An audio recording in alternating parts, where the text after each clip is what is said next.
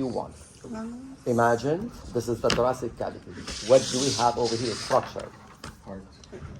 Huh? The ribs. Go ahead, sir. Heart. Heart. Okay.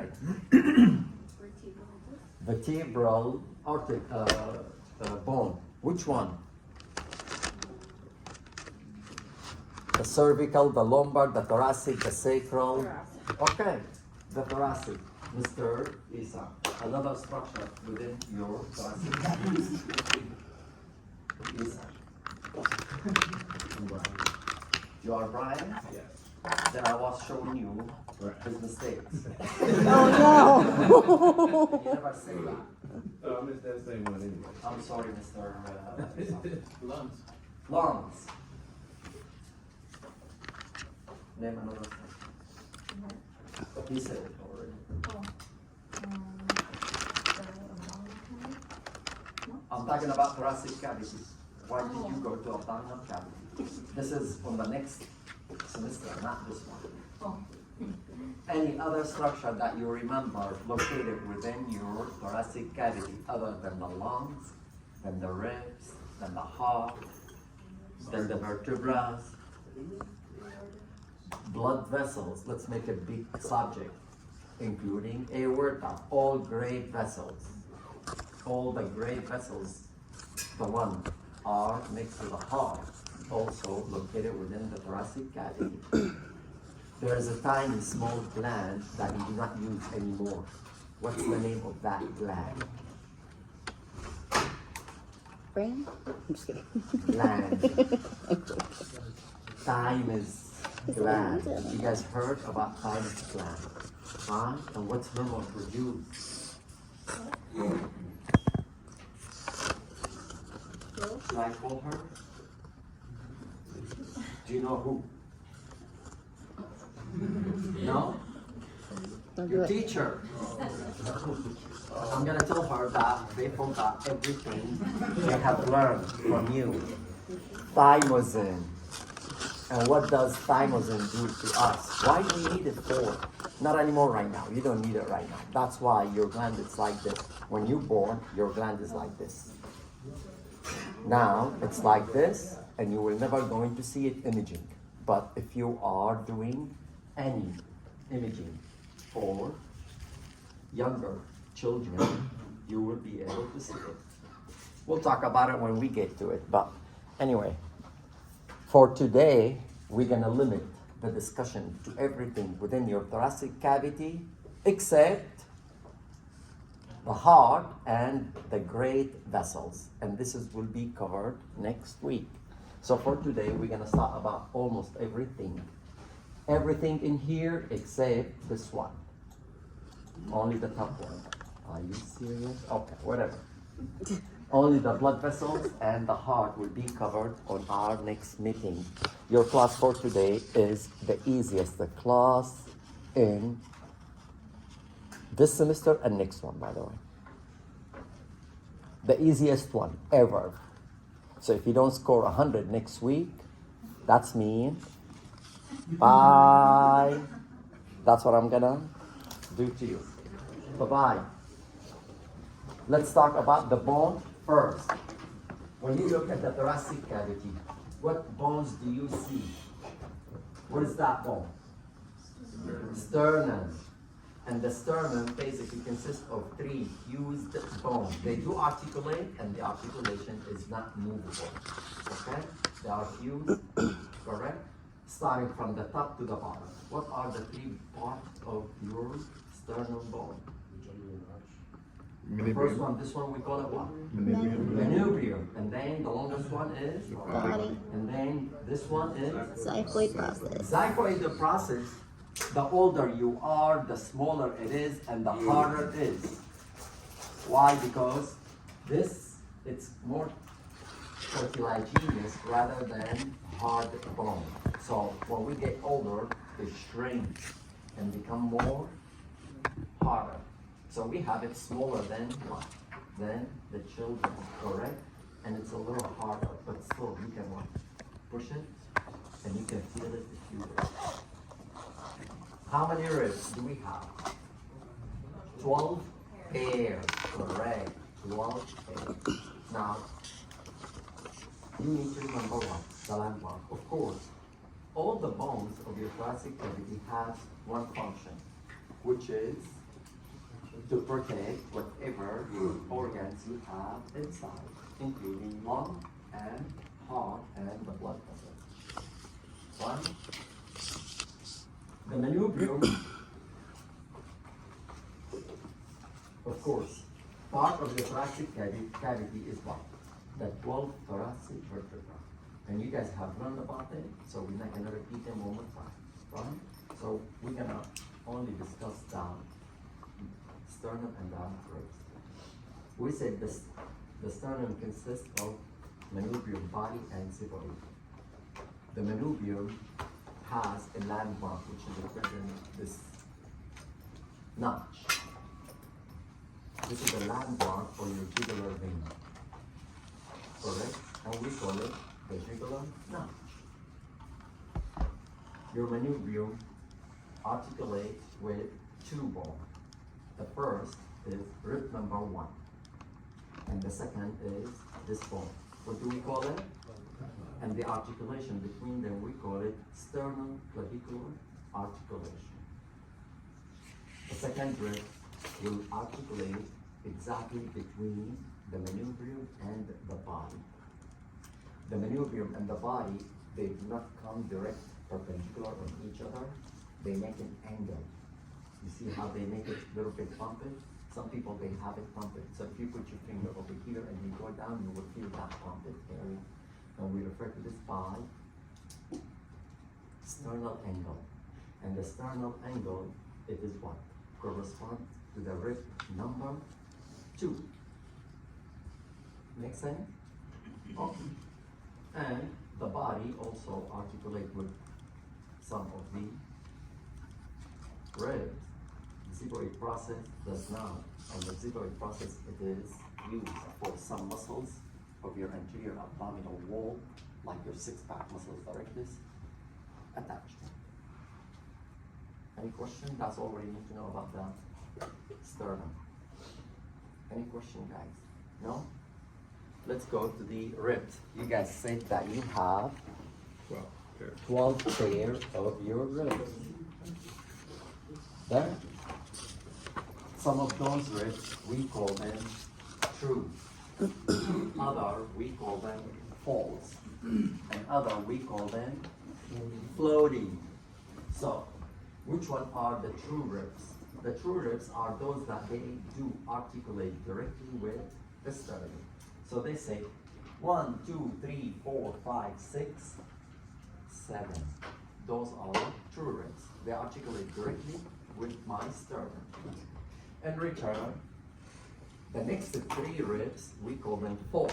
Why? Because they're gonna use rib number 7 to reach the sternum. So 8, 9, and 10. You see that? How they go and they emerge with number 7. So we call those false. Why false? Because they do not directly articulate with the sternum. They use rib number 7 to do so. And the last rib are the magical ones. They do not want articulate with the sternum at all. And basically those are the floating one. Why they call them floating one? Because they are loose. And of course, those are used by VIP people to make their waist one. That's what Mrs. What? Who took them out? Kardashian, exactly. All the families, they took them out just to make their waist one more smaller. Okay? And basically those ribs are most to break when you get into a big fight, or if you play football, sometimes basketball, depends. Are those the ribs that the babies kick when they're inside? The baby kicks? Yeah, when the baby kicks, like when they're inside. they No, just the baby kick kicks ribs. with his feet, not with the I know ribs. that. I'm saying, are those the ribs that they have access to? Not access to, but I don't know. Oh. Maybe obvious. You don't know from experience? Huh? You don't know from experience? But No the pregnancies worst, for you? The worst, when I did medical school, the worst year was the gynecology one. That was the worst year. Everybody to the delivery room. Everybody goes that way and I go that way. Until the final exam. Now we have a lab. It's like a practice. So I have to study the theory part very good. So during the exam for the theory, I did very good. The exam is direct, like this. There is no ABC. You sit down in front of the professor, like this, and you pray. On the whole book, what is he going to ask you? He asking you one question about like ovary, and then 30 minutes later on, you will end up where? In the brain. Anyway, so I did very good. So he told me, oh, it looks like you want to do the specialized in gynecology. I thought, no, I don't want to. He told me, why? You're doing good. Let's take you, I want to show you a good case. Rare, less than 1%. Ever you heard a female, she has a cancer in her uterine tube? That's very rare. You could hear ovary cancer, yeah. Uterine cancer, yes. But uterine tube, I've never neither. So he took me and he called the patient, go to the gynecology. Get a gloves.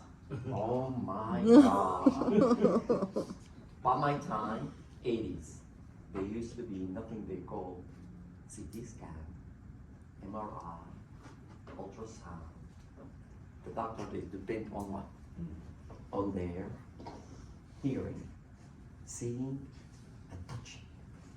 That's what we diagnose the patient. Right now, you go to the doctor, you told him, I have a pain over here, okay, go to the ultrasound. He doesn't even bother to put his hand. That wasn't in 80s and 70s. Anyway, so put the gloves, digital exam through the vaginal canal, and you need to feel what?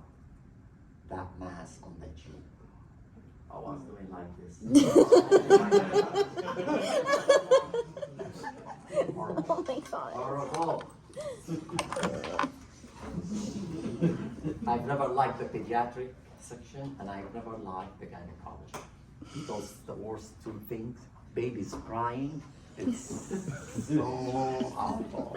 I love babies a lot. I don't like to see them sick, and I don't like to see them crying. Yeah, and I don't change diapers, by the way. That's our society.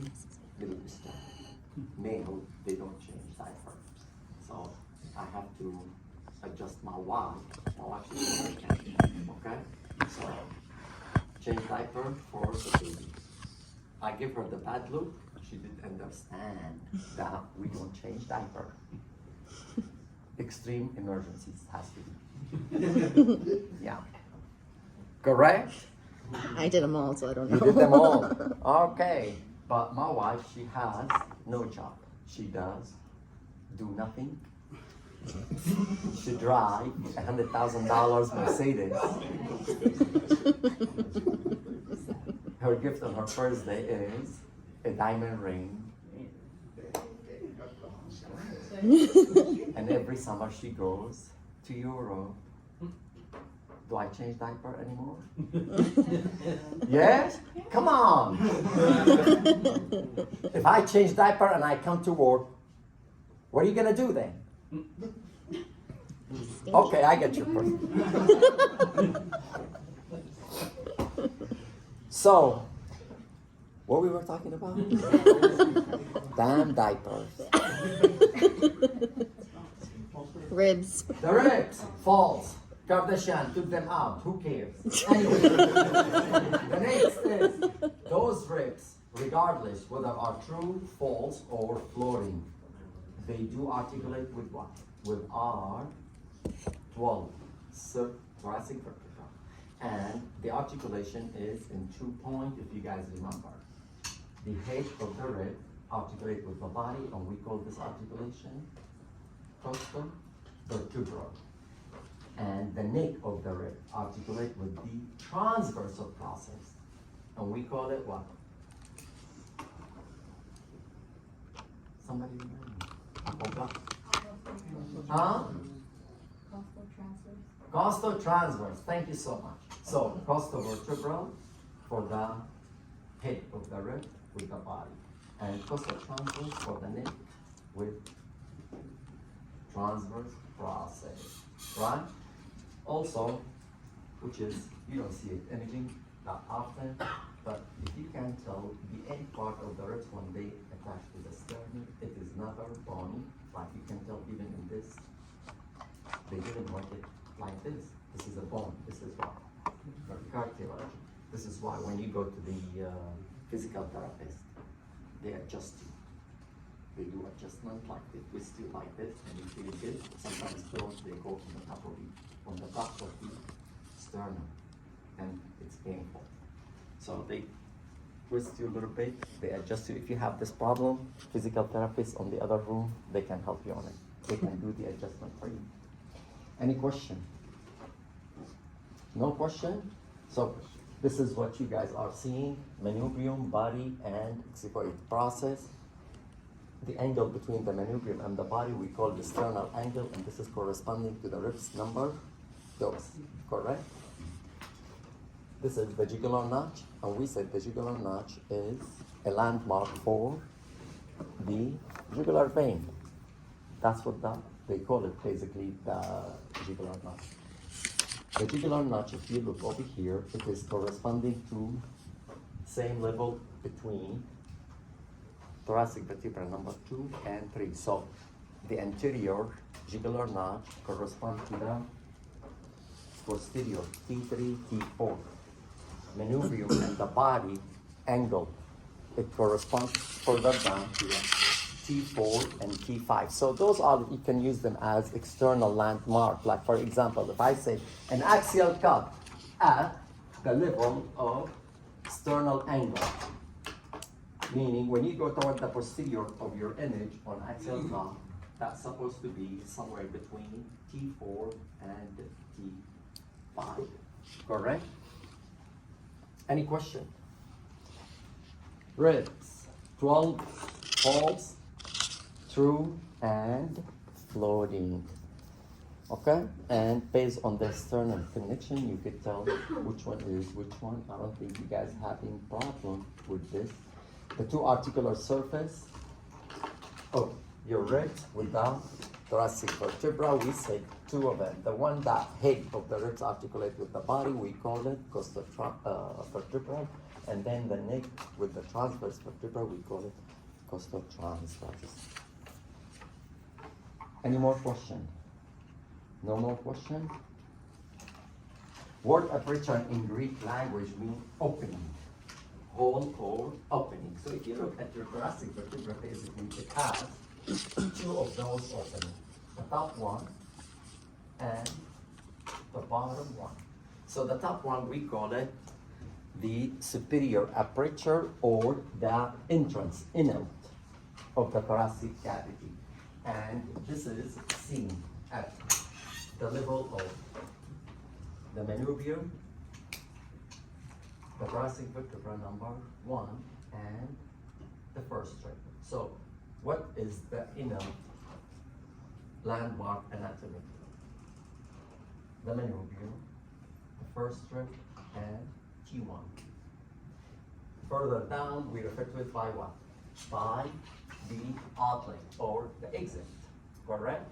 And this is between T2, T12, the rest of your ribs, and xiphoid process. So, entrance and exit.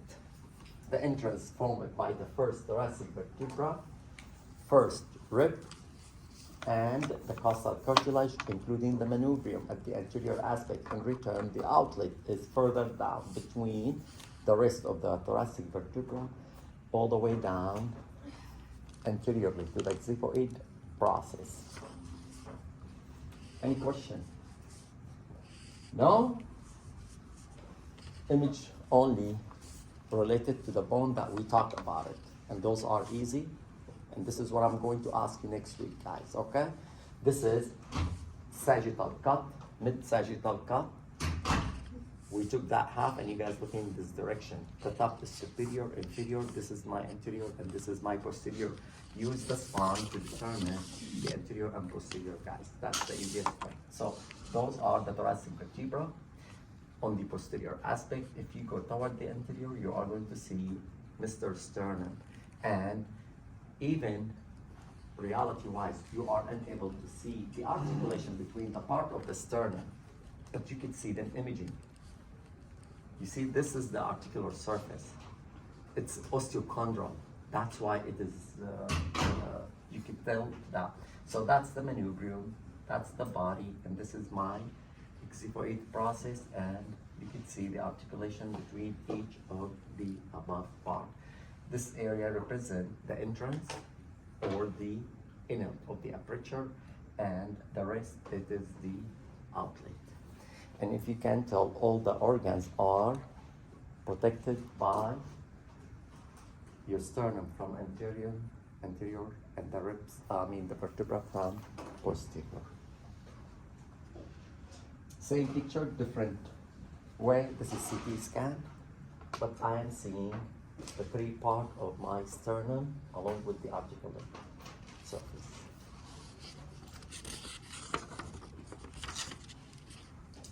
That's an axial cut.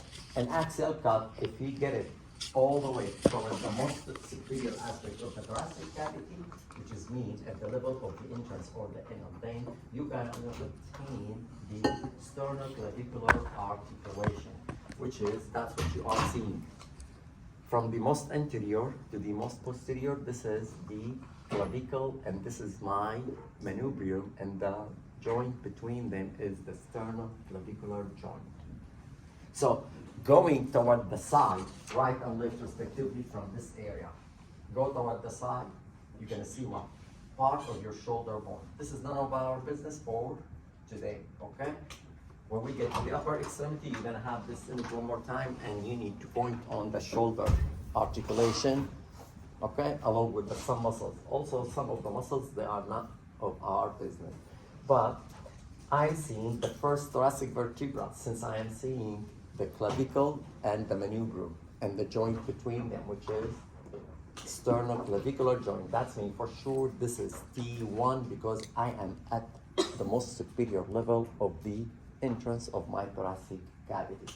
And of course, those are the aperture, right and left aperture. We're talking about those. Like if you do this, exactly, we're talking about those. The first strip, you can see the two articular surface, the sternum, costotransverse and costovertebral. Just marking. So the body of the spine, T1, is this one, and this is the articular surface, and then this is the transverse, and this is the other articular surface, the transverse process and the neck of the ribs.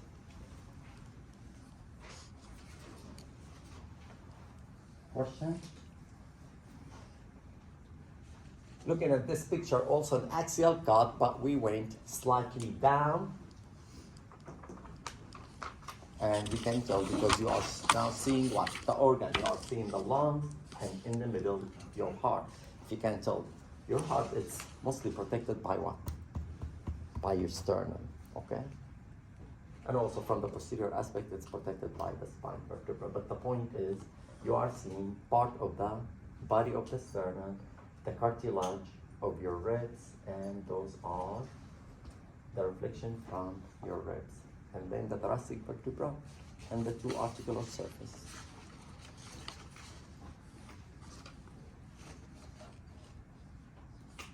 If I am seeing any part of the abdominal cavity organs, that tells me I am all the way at the outlet or the exit of my thoracic cavity. And of course, your liver is located on the right aspect of your abdominal cavity, and it is the largest organ, and this is why you are seeing the liver. If this is the case, that's mean for sure we are at the level of the xiphoid process, baby tiny because the patient is old, and that will be T12 for sure. So some of the organs of your abdominal cavity are also protected by what? By your ribs. That will include my liver on the right and my spleen on the left. And we'll talk about those when we get to it next week. Next semester, sorry. Any question? Any question, guys? You just need to know the bone, guys. That's the easiest part, correct? All right. We said previously, exclude the hand and the legs. Then you're gonna see the axial parts of your body. And the axial part of your body, basically, it's a matter of what? Cavities. Correct? Cavities. What do we have on those cavities? Our organs. Which organ in our cranial cavity? Brain, correct? But those organs within the cavities need what? Supporting structure, more protection. Bone by itself is not good. And we say the membranes that are protecting the brain are, which membrane protect your brain? Meninges, correct. Now, the concept, it is applied to other cavities. Meninges protecting the brain and the spinal cord, the way you guys have learned previously. Now, there is also a membrane that protecting what? My organs within the thoracic cavity. What is that membrane? They call it pleura membrane. Membranes in our body, they create double fold. Why double fold? Look at my hand. Do you see where I put my hand against what? The ribs from inside. You see how I'm moving it that way and that way? When you cover something from inside, we call it what? Lining. But if I cover something from outside, I would call it covering. So lining, it is not same as what? Covering. Lining means I am covering from inside.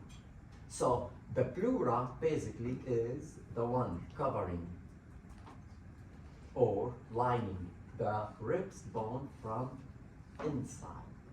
Correct? It's very simple. Why we need this? When you breathe, what's going to happen to your lungs? Expand. That means your lungs are going to scratch against what? But this is not good. You breathe 100 billion times. For 100 years you can survive. So scratching is not good, right? Okay, then we need a protection. What does protect the lung? Pleura. Okay? So, bottom line, to make it simpler on you, this is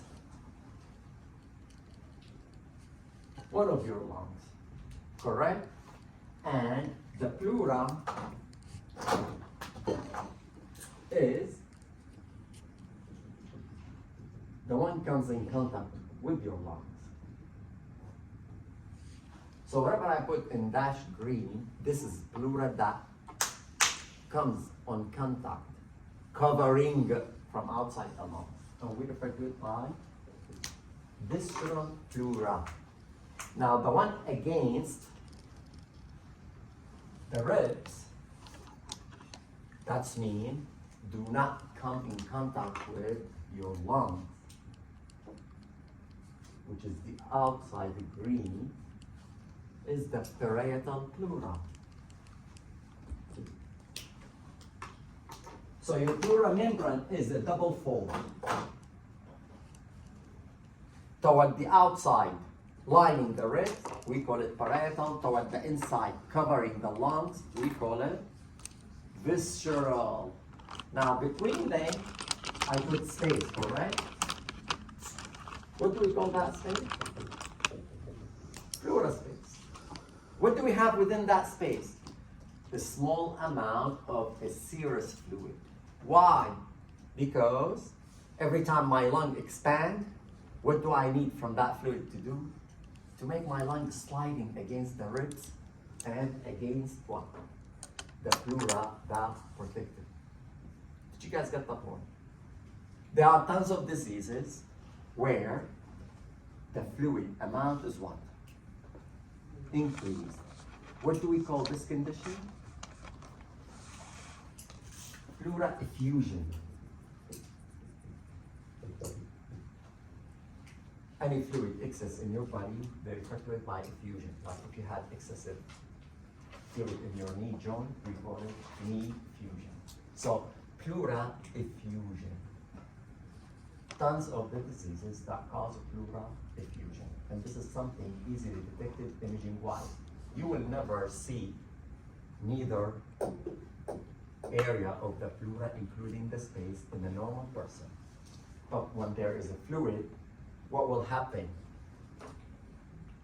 to the pleura? They're gonna get what? Further apart, like this. And that space will be completely filled with what? With the fluid? Yes. Then you'll be able to determine the space and the pleural reflections. Otherwise, if there is no problem, then there is what?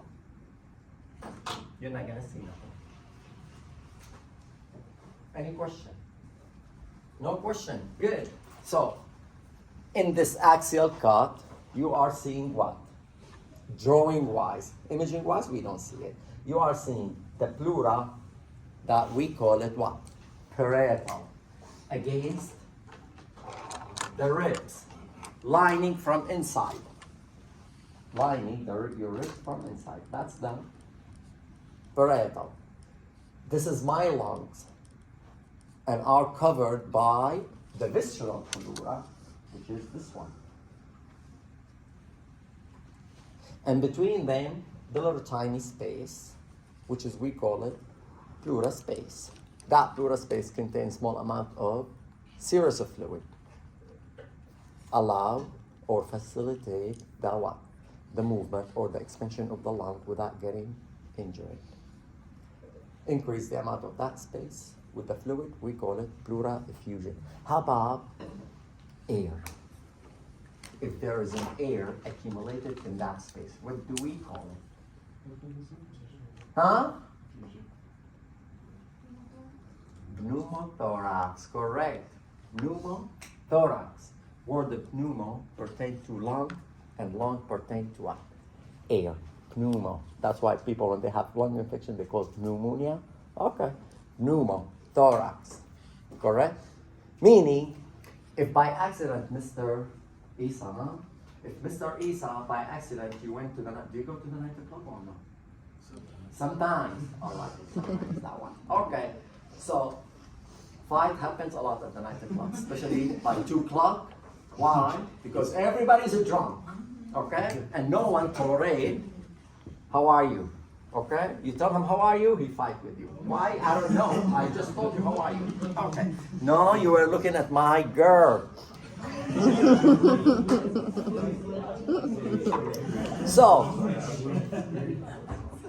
at the end, everybody is drunk. So the fight stops. If someone stabs another in any part of the lungs, you as a medical person, to help that person and to keep him alive, what do you need to do? Pressure, for what? What's the point? Huh? No, he can bleed. He's not gonna die because of the Repeat the question. Yeah. Someone stab me in here and make a hole. Yeah. What's gonna happen?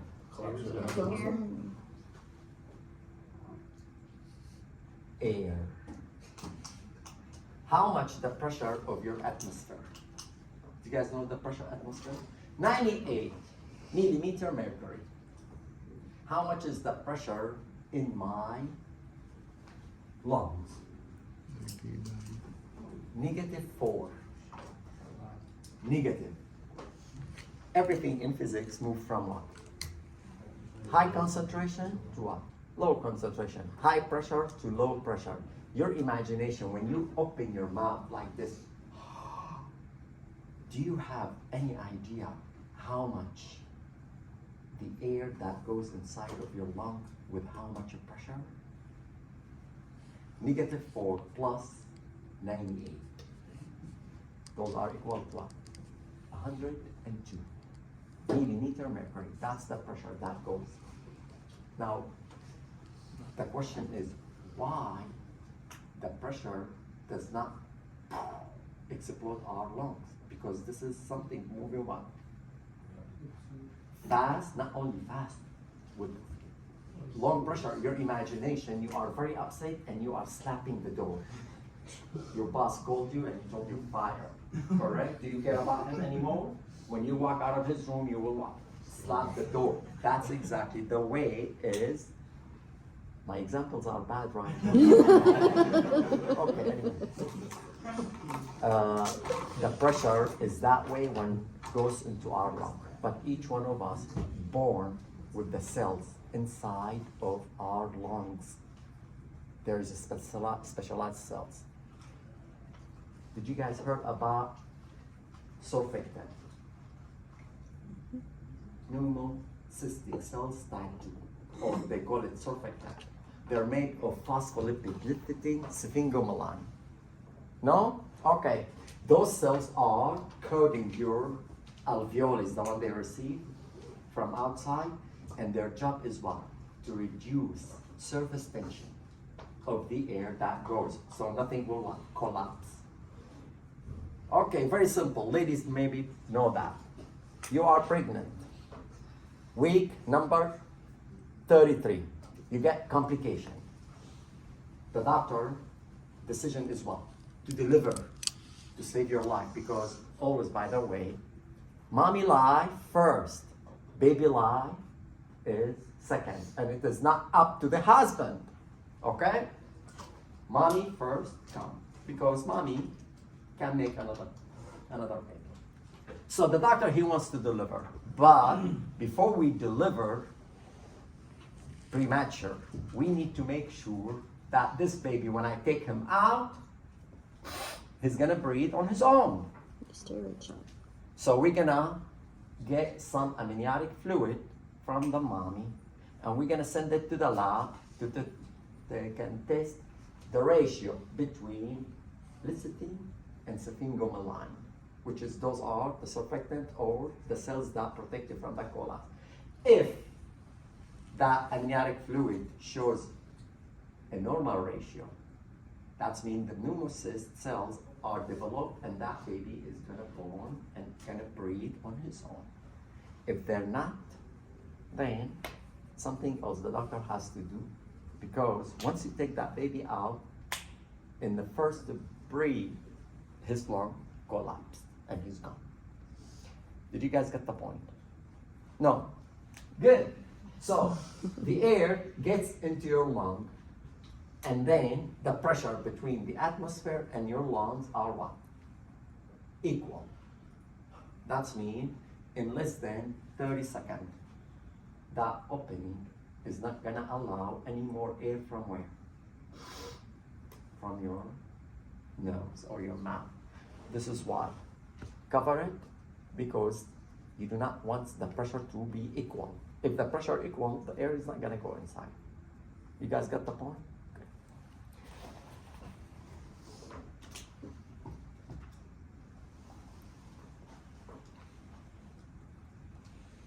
The way how the pleura fold around the lungs, and by the way, it does not fold around the heart, okay? Can you tell from in the middle, there is nothing, okay? Because there's a different membrane for the heart, we'll talk about it later on. But the way how they folding, they create recesses. What are the two recesses? The first one, we call it costomediastinum. We're gonna talk about the mediastinum later on. Your imagination, this is my lungs, right and left. And what do I have between them? My heart, correct? Around the heart like this, there is another membrane that we call it mediastinal membrane, okay?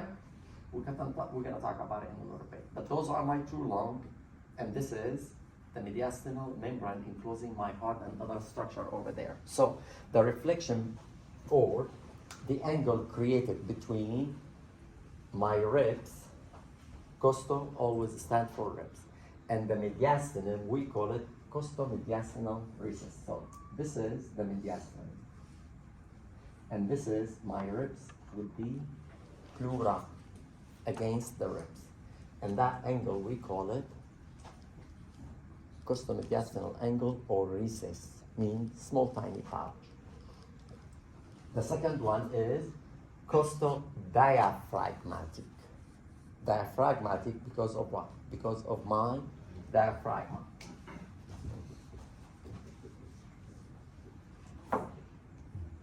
Your diaphragmal muscles, it is just underneath of your lung, like this.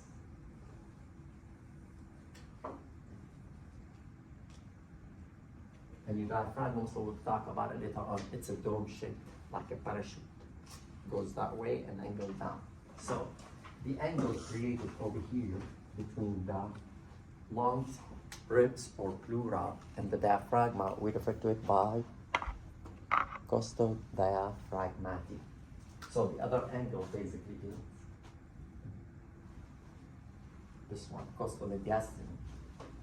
This is my mediastinum, and the angle between them, we call it costomediastinum. So you are seeing those two angles, the costomediastinum, which is this one, and the other one, costodiaphragmatic. And we'll see it later on too. So we did talk about the bone and we show you the images of the bone. Now we're gonna talk about the pleura and we're gonna show you the pleura. As we said, pleura cannot be seen unless there is fluid accumulated. So it is obviously when you look between the right and the left lung, it tells the difference, correct? And the difference is in this area, there. The pleura that move or lining the ribs from inside is the parietal. The one toward the inside lining or covering my lung is what? Visceral. And this is the space between them, tells me that this patient has what? Has a pleura effusion. If you look at the opposite side there, it doesn't have to be, the pleura effusion doesn't have to be simultaneously for both lungs. Okay? It could be in one of them. Also, the condition that caused the effusion, it could be determined. Which one is which one, or possibly what, both. For example, people when they have cancer in right lung, then right lung first. But if they have another type of cancer, like for example, lymphoma is gonna cause what? Both. You guys get the point? Okay. Question? No question. Good. I know guys, you guys are nice to me, you don't want to ask. Lungs. You guys have learned about the lungs and the respiratory system, correct? As we said in this class, we do not discuss any physiology. If you wish to read more of the physiology to refresh your memory, please refer to your previous book. And if you have a question, you are more than welcome to ask. Okay? And don't make it hard, by the way. Now, only anatomy, what is required for you in this semester. When you look at your lung, right and left, each of your lung has what? An apex. And that apex is oriented toward what? Toward superior, and it is at the level of what? Of your first rib. By the way, talking about the technology that we have in medical school right now, as we said, you tell the doctor, I got this problem, go CT scan, MRI, long time. How do we examine the lungs of the patient? We sit down the way you guys are sitting down, and I put my finger over here, exactly. And I sit down on the back. And I ask that patient to take what? Huge deep breath. So what's gonna happen to his lung? They are going to expand. And the apex of his lung will go up all the way where? Through those apertures, and I can feel them. So if he got problems, immediately we'll talk. If you don't feel that, that's me, he might probably have a pneumonia. We're gonna use different one. Sign and the symptoms. He has to be what? Very sick with a fever and pain. Because when you get pneumonia, that piece where is the pneumonia of your lung shrink. Does not allow me to what? To touch the apex. Okay? Used to be very complicated, the issue, Mrs. Star, believe me. Okay, so those two apex. The next one are the base. which is, those are the phase. And of course, they refer to the phase of the lung by diaphragmatic surface. Why? Because each of your lung rests on your diaphragma muscles. The way my chicken draw over there, you can tell. Now, I said earlier, this is my two lungs, and this area is my heart and the great vessels, and are all enclosed by a membrane that we call it what? Mediastinum, correct? So, the medial surface, or this part, we call it mediastinal surface of your lungs. So, that surface of my lungs, we call it what? Mediastinal surface. Why? Because it comes in contact with my mediastinal membrane. Correct? Okay. The next one is costal surface. Well, no brainer. If this surface comes in contact with the mediastinum, and I call it mediastinal surface, that's mean this surface comes in contact with what? With my ribs, which is me, I'm talking about that surface where I have my hand. And this will be what? Costal. Okay? Easy. Next is angles. The medial and the lateral edge of the lung face has two angles. That's number one, and that's number two. Also, that will be applied for the other one. The medial angle, which is, they refer to it by cardiophrenic, and wordophrenic pertain to what? Wordophrenic pertain to, I told you this, guys, before. Every time I say wordophrenic means what? Go ahead, ma'am. I don't. Yes, you do. It is not up to you. Your diaphragma muscles is phrenic, right? So, the diaphragma is this way, and this is the medial angle of my lungs, and we call it cardiophrenic angle. In return, that's the second angle, we call it costophrenic angle. Costo pertains to what? To the ribs.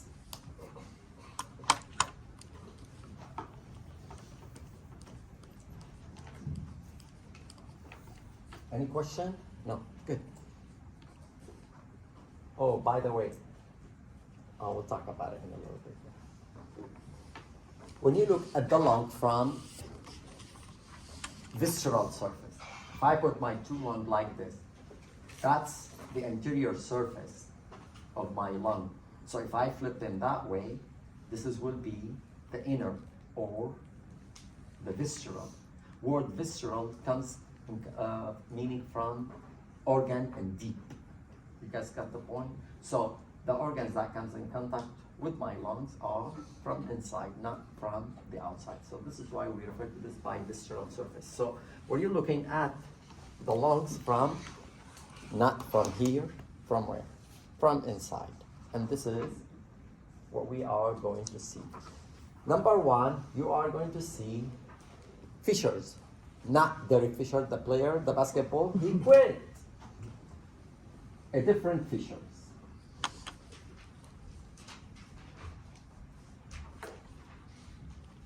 Two of them, they belong to the right lung because your right lung is bigger than the left one because the left one is pushed by your heart. During embryology, the heart develop and push against the left lung, take space. And the left one has only two of them. I'm sorry, one of them, my bad. So, for the right lung, those fissures are oblique and horizontal. Oblique and horizontal. Over here, it's only one, horizontal. And the top one for the right lung will divide the lung in 3 lobes. 1, 2, 3. In return, for the bottom one, only one, 2 lobes. So each of your lungs divided into a lobes. The right one divided in 3 lobes by oblique fissure and transverse fissure. The left lung is only uno fissure, and it is divided into 2 lobes only. Also, on the surface or the visceral or medial surface of each of your lung, there is the opening area. Any opening area for any organs in our body, we refer to it by helia or hilum or the door. We use that door to go in and to go what? Out. This is the door of your organ, and something is going to go in and something is going to go out. What does go in? What goes in through that door? Air. And air carried by which structure? Bronchi. Bronchi. That's mean there's a bronchi goes in. What else goes inside? What else? Go ahead, Caroline. Blood. Which blood vessels carry the blood to your lungs? Huh? Artery. Correct. What do we call them? Pulmonary artery. Okay. What goes out? Vein, pulmonary vein, which is bring the oxygenated blood from my lung back to where? To my heart. So basically, this is what you guys are seeing. You guys got the point? Yes, ma'am. Just want to clarify. Clarify. On the left one, would that be an oblique fissure or horizontal? Oblique. Because it says, well, you said horizontal, and then over here it says horizontal. Yeah, I call it oblique, but they want to call it horizontal. I don't know why. We have to follow what the book said, unfortunately, not what we seen. What? Alright, because it's labeled oblique, but over here it says horizontal. I just want to study it right, so when it comes to the test. To be honest with you, it is a lot of controversies on some matters in anatomy. Everybody says a little bit different from the other, so you don't see people that matching because of the variation of the anatomy in our body. There's always something we call it normal anatomical variation, in which we all healthy, but some part of our body anatomy normal way do not match. Each one is slightly different, so it doesn't matter. Next is the cardiac notch and other notch. Well, the organs that comes in contact with your lung, they push or they leave impression. One of those impression is the cardiac notch, which is, of course, you will see it on the left side, creating a big notch against the lungs. So a cardiac notch is this one, and this is the biggest one. Even, not surprisingly, your aorta, he leaves another impression on the lungs. So it depends which organ is coming in the contact with each of the lungs, you will tell. Those are not imaging, you cannot tell imaging wise. Lingua, tongue-like projection of the lung inferior surface, which is me, I'm talking about this. It's a little bit what? Projected toward inferior, down. And they call it lingua.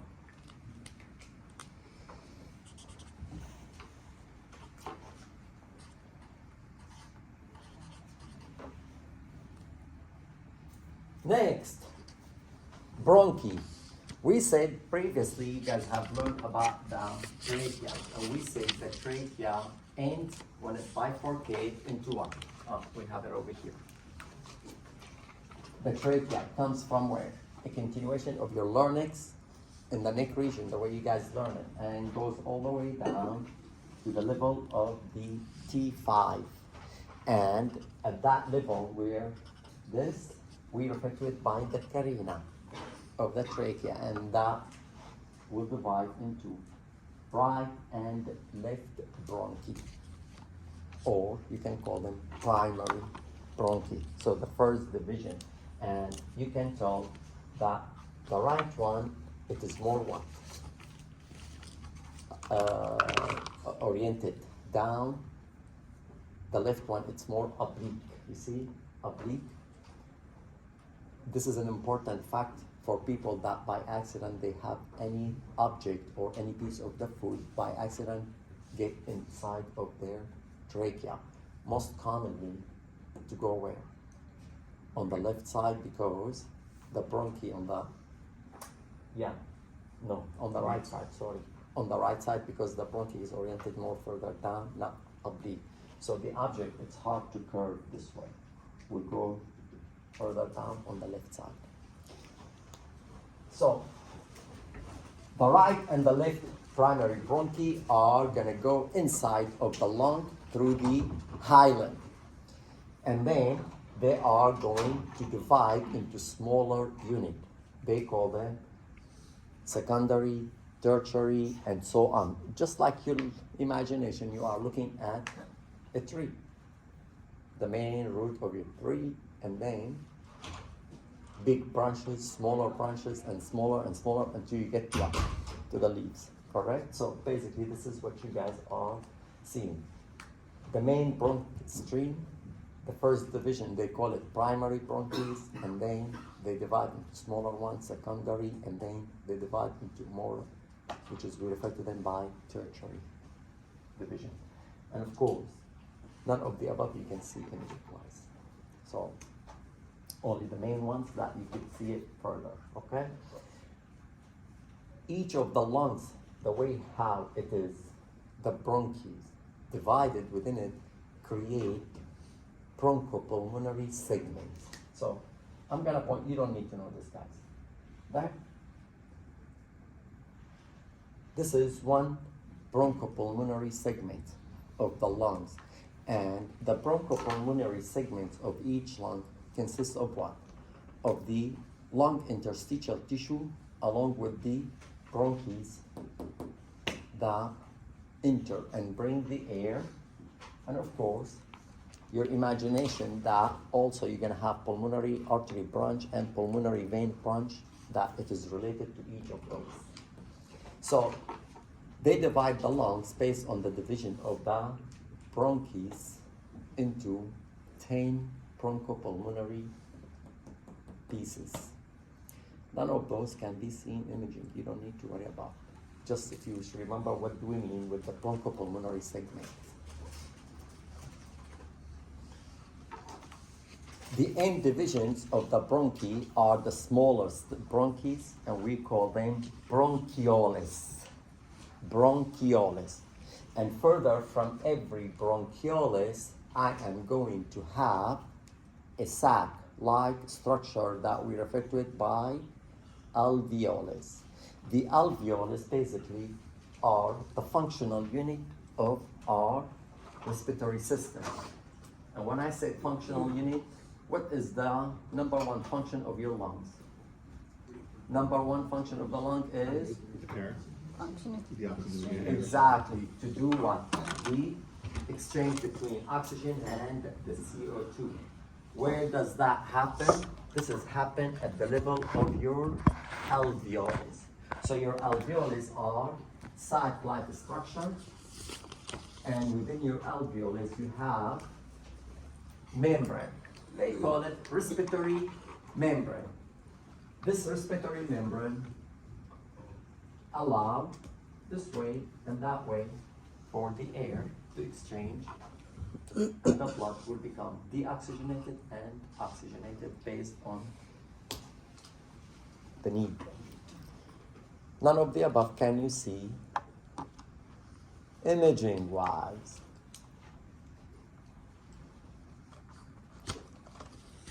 So what do we see imaging wise? That's a coronal cut of the thoracic cavity, and of course you can tell that they have to go all the way toward posterior to cut, and this is why you are seeing no heart, but in return I am seeing what? My 12 thoracic vertebra. And what you guys see, the apex oriented toward superior, diaphragmatic surface or the base oriented toward inferior. The angles or the recesses, that one and that one, cardiophrenic and costodiaphragmatic one. correct? And then on the right and on the left, you will see the fissures. This one and this one, and then this one. You see, Mrs. Amy, how they make it over here and how they make it on the other, on the image, the drawing. Okay. So oblique fissure for the left, oblique and horizontal one for the right, and this is what divide the right one into 3 lobes, the left one into 2 lobes. Correct? Maybe.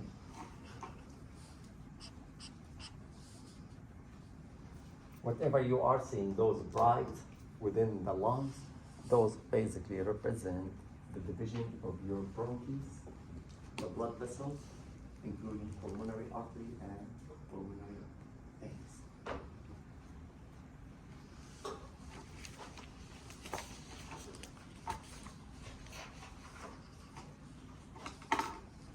Obtaining sagittal image, it has to be para, correct?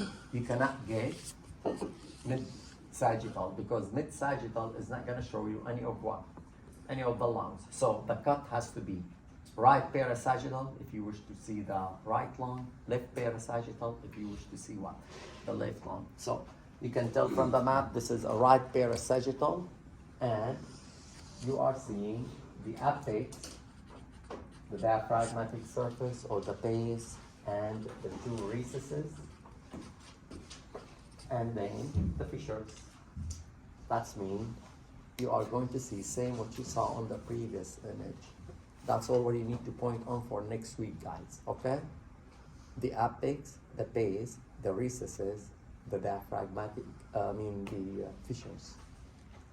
That's all I'm gonna ask you, nothing else. Axial cut, you'll be able to see the both lungs, the right and the left, of course, but it depends on the cut. Is it towards superior, that's mean at the level of the apex, middle or inferior means toward the base. So in this cut, they make it on the middle, correct? And you are seeing the right and the left lung. What you need to know for the next week, none of the middle part that is related to the heart and the great vessels of our business for this week. We said this will be covered what? Next week. For this week, you just need to know the hilum area of your lungs, correct? We said every lungs has what? They have what? An entrance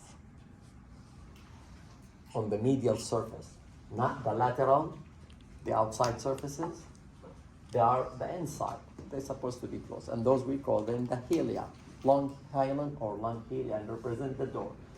On the right side, you're gonna have the right main bronchial stem. On the left, you're gonna have the left main bronchial stem.